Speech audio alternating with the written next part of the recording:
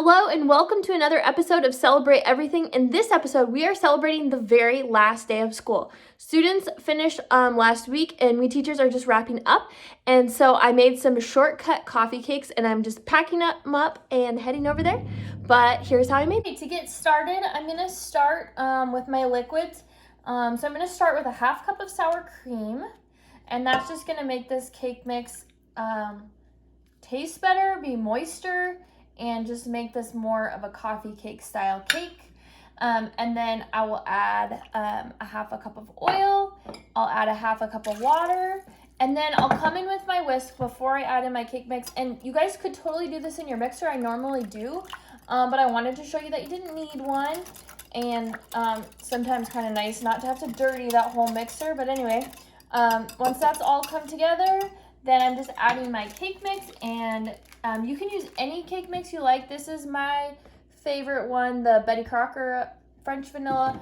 I think Duncan Hines probably makes a good one too, but whatever you have is good.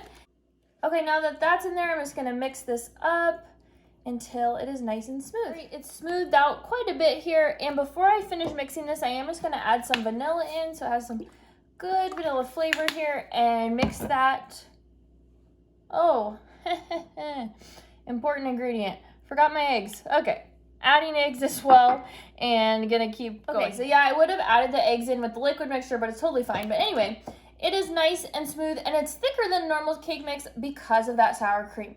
So now I'm gonna grab two 8-inch pans. So I'm gonna be baking this, like I said, in two 8-inch pans. So just starting with my pan, and just wanted to show you kind of how I'll do this. I'll put just a touch of Pam down. This bottle's running out, but I think it's gonna make it.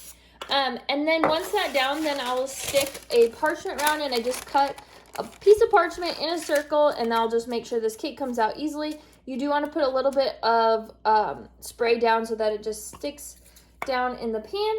And then I'm gonna come in with some more Pam on top and on the sides.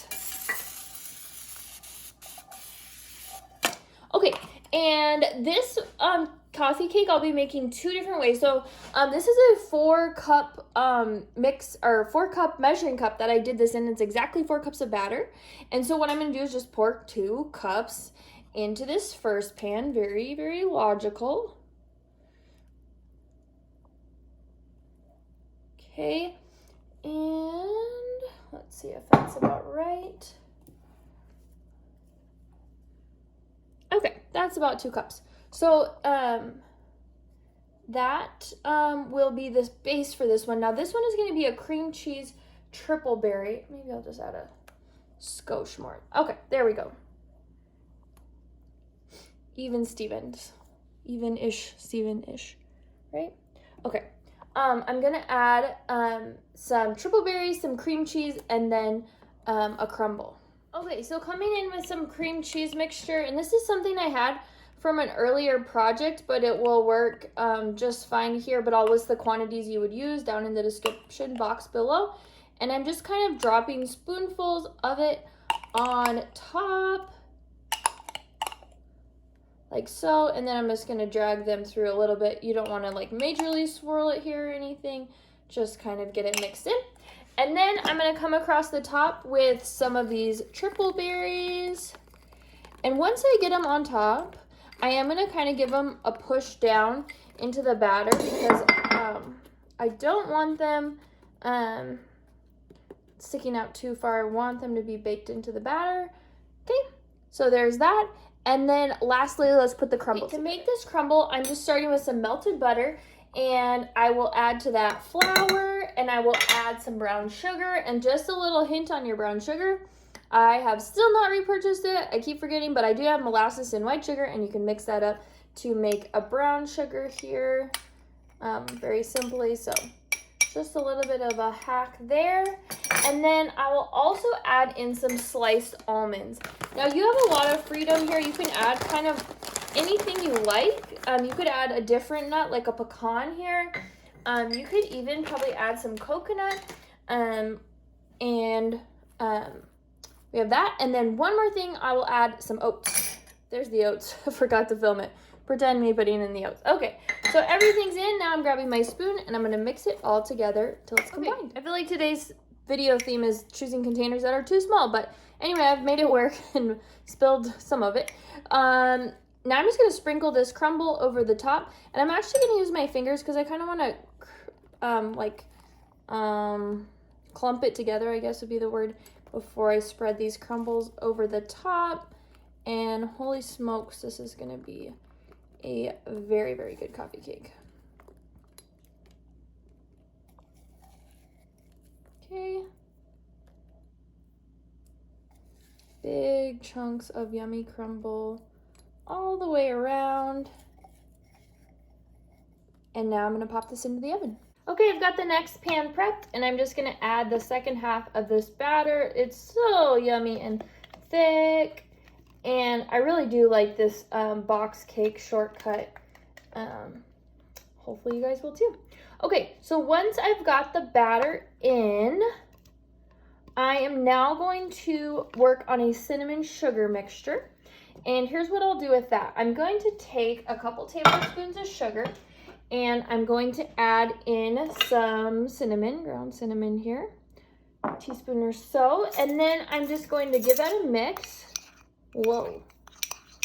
Whoa, whoa, whoa, whoa. So it's got a nice, strong cinnamon flavor. Okay, so now it's all mixed up. Had to switch spoons here. And now I'm just going to put it kind of over the top of this cake. I don't actually want it to be too thin. I just kind of want it thick in certain spots, and that will make more sense when I come in here now, and I'm going to swirl it. So I'm just going to kind of, you don't need to go too crazy, just give this a little bit of a swirl to mix the cinnamon sugar mixture in a bit. Again, we don't want it mixed in, we just want it a little bit swirled, and I think that looks good. So now I am going to make a crumble for this one as well. You would not have to, but I love crumble on everything, obviously.